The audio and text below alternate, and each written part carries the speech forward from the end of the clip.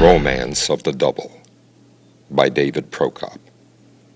Those distances are magic. The 10,000, the 5,000.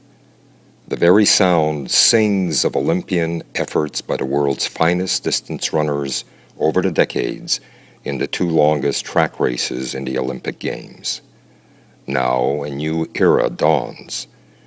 It took more than a century since the birth of the modern Olympics in 1896 before Bob Anderson, an American distance running visionary, grafted those two distances together in a new running event, indeed a new sport, with its own rules, regulations, and tactical variations, called the double road race.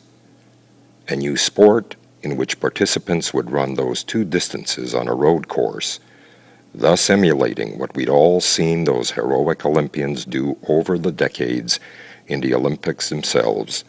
Only the participants in the double would run those two distances back to back, with only a 1-hour break in between. Thus a new endurance Olympus and challenge rose up for runners to behold and attempt. If the marathon is a quantitative endurance test of sheer volume and distance, the double is a qualitative endurance test of speed and resiliency. As marathoner Tyler McCandless has described it, it takes guts to go out and hammer a 5K after being tired from a 10K. And now they come, running pilgrims all, the fast and the not so fast, men and women, the young and the old, those with thousands of miles on their legs, and those relatively new to distance running, to answer the question for themselves, can I do this?